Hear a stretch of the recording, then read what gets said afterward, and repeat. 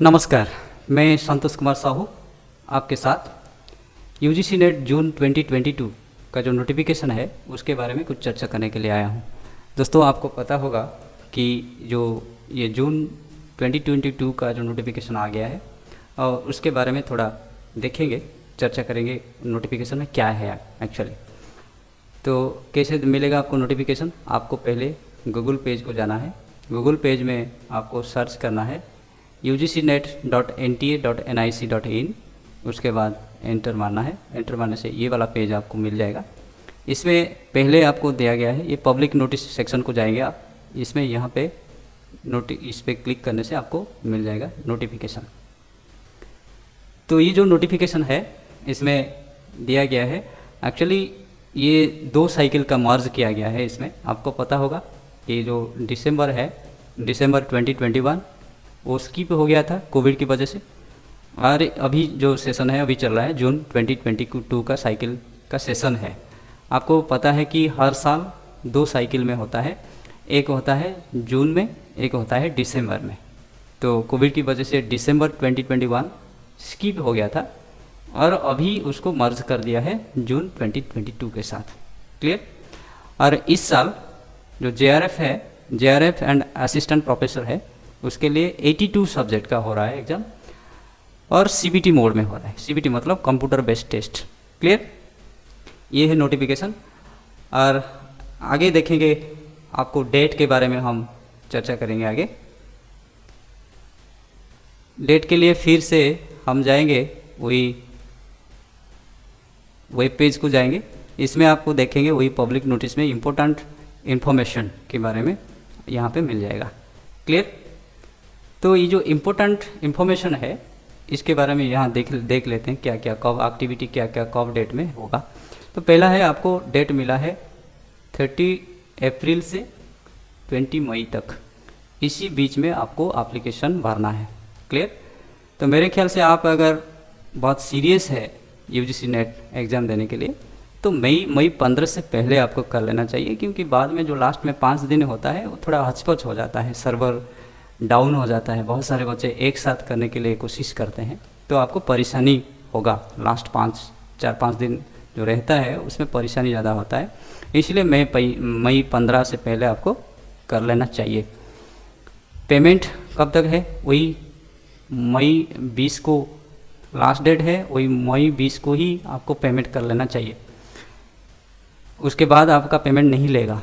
Payment कैसे कर सकते हैं? आपको पेमेंट गेटवेज है, online application through net banking है, debit card, credit card, UPI में भी आप पेमेंट कर सकते हैं। पेमेंट वगैरह चार्जेस वगैरह क्या क्या है? आपका जनरल कैंडिडेट जो है उनके लिए 1100, जो जनरल EWS जनरल कैटेगरी में जो इकोनॉमिकल वीकर सेक्शन भी एक होता है, उनका सर्टिफिकेट जिसके पास है वो 550 में उनका हो जाएगा।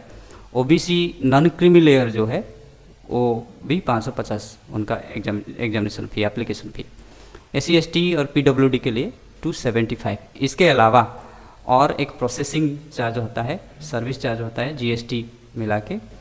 आपका जिस बैंक से आप पेमेंट कर रहे हैं, जिस डेबिट कार्ड से पेमेंट कर रहे हैं या क्रेडिट कार्ड से पेमेंट कर रहे हैं, वो बैंक का जो नॉर्म होगा उसी हिसाब से आपको पेमेंट करना पड़ेगा।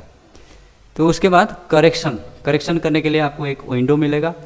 तो आप 21 मई से 23 मई तक, ये आपको 3 दिन मिलेगा, 21, 22, 23, 3 दिन के अंदर आपको करेक्शन कर लेना चाहिए। अगर कुछ मिस्टेक हुआ है तो, जैसे आपका नाम, father name, date of birth वगैरह जो भी चीज़ है आपको करेक्शन करना है, तो उसी 3 दिन में आपको करेक्शन करना है। क्लियर?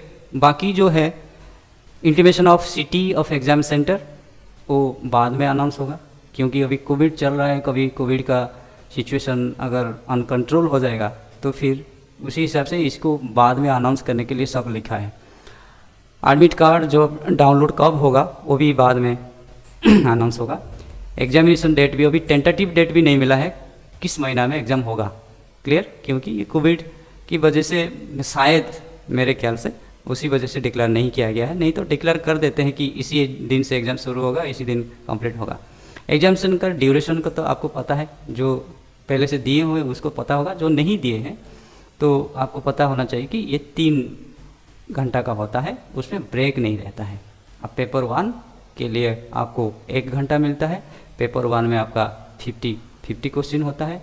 पेपर 2 में 2 घंटा मिलता है। पेपर 2 में 100 क्वेश्चन होता है। क्लियर? देन आपका timing of examination, timing examination 2 shift में होता है। पहला शिफ्ट है 9 से 12 बजे तक, सुबह 9 से 12 बजे तक, और सेकेंड शिफ्ट होता है दोपहर को, सेकेंड शिफ्ट आफ्टरनून में होता है 3 PM से 6 PM। Clear? And exam centre date and shift आपको कैसे पता चलेगा? वो एडमिट कार्ड जब आप डाउनलोड करेंगे, एडमिट कार्ड में सब लिखा होगा। और बाकी जो रेस्पॉन्सेस प्रोविजनल आंसर की आप एग्जामिनेशन के बाद जो प्रोविजनल आंसर्स की है, बाकी सारा इन्फॉर्मेशन आपको वेबसाइट में मिलता रहेगा। रिजल्ट भी आपको उसी हिसाब से मिलता रहेगा। उसका वेबसाइट क्या है? 2 वेबसाइट में आप चेक कर सकते हैं। एक NTA का एक मेन वेबसाइट है, उसमें भी चेक कर सकते हैं, और UGC नेट का एक इंडिविजुअल वेबसाइट है, उसमें भी आप चेक कर सकते हैं। क्लियर? तो आपको क्या इम्पोर्टेंट डॉक्यूमेंट क्या चाहिए एप्लीकेशन भरने के लिए? तो चलिए फिर चलते हैं वही गूगल पेज में। गूगल पेज में आपको मिल जाएगा जो उनका जो वेबसाइट है, उसी वेबसाइट में आप देखेंगे कैंडिडेट एक्टिविटी। यहाँ पे आप क्लिक करेंगे, उसके बाद वो मांगेगा, दूसरा विंडो को डायरेक्ट करेगा, रिडायरेक्ट करेगा। रिडायरेक्ट करने के बाद ये दूसरा विंडो खुल जाएगा। इसमें आप जाएंगे न्यू रजिस्ट्रेशन। देखिए यहाँ पे इन्फॉर्मेशन दिया गया है। पहले तो पेमेंट के बारे में आपको पता चल गया है, हम डिस्कशन कर चुके हैं। जो जनरल कैटेगरी है 1100 है उनके लिए, OBC NCL और EWS उनके लिए 550 है, SC ST PWD उनके लिए 275 है। देखिए एप्लीकेशन भरने से पहले आपको जो ये डाउनलोड इन्फॉर्मेशन बुलेटिन है, इसको आप डाउनलोड कर लेना है। क्लियर? डाउनलोड करने के बाद उसमें सारा चीज़ दिया गया है, आपका एलिजिबिलिटी, आपका एज क्राइटेरिया, बाकी सारा चीज़ उसमें दिया गया है। लेकिन हमको 2-3 चीज़ याद रखना है फॉर्म फिलअप करने से पहले। एक तो पहला है आपको एप्लीकेशन नंबर और पासवर्ड, इसको क्रिएट करना है, स्टेप 1 इसमें। क्लियर? तो उसमें आपको क्रिएट करना है, जो इन्फॉर्मेशन मांगेगा उस इन्फॉर्मेशन देंगे, देने के बाद आपका एप्लीकेशन नंबर, पासवर्ड ये क्रिएट हो जाएगा। जब पासवर्ड क्रिएट करेंगे उसके साथ आपको एक हिंट क्वेश्चन देगा, सिक्योरिटी क्वेश्चन कहा जाता है।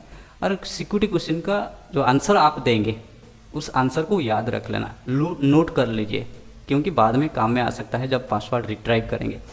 क्लियर? उसके बाद आपको क्या डॉक्यूमेंट चाहिए? जब आपका एप्लीकेशन नंबर जनरेट हो जाएगा, पासवर्ड जनरेट हो जाएगा, उस एप्लीकेशन नंबर पासवर्ड डाल के आपको लॉगिन करना है। लॉगिन करने के बाद आपको मांगेगा, डॉक्यूमेंट मांगेगा, बाकी तो इन्फॉर्मेशन आप भरेंगे उसमें। तो उसमें 2 चीज़ बहुत इंपॉर्टेंट है, एक फ़ोटोग्राफ है आपका, फ़ोटोग्राफ, देन सिग्नेचर, ये दोनों बहुत ज़रूरी है। फ़ोटोग्राफ का कंडीशन क्या होना चाहिए? फ़ोटोग्राफ आपका होना चाहिए कि फ़ोटोग्राफ में जो फ़ोटोग्राफ जितना साइज़ है उसमें आपका 80%, पासपोर्ट फ़ोटो का 80% आपका फेस होना चाहिए, विदाउट मास्क नहीं होना चाहिए। और बैकग्राउंड कलर फ़ोटो भी दे सकते हैं, वाइट, ब्लैक एंड वाइट भी दे सकते हैं, लेकिन आपका फ़ोटो का बैकग्राउंड वाइट होना चाहिए। क्लियर?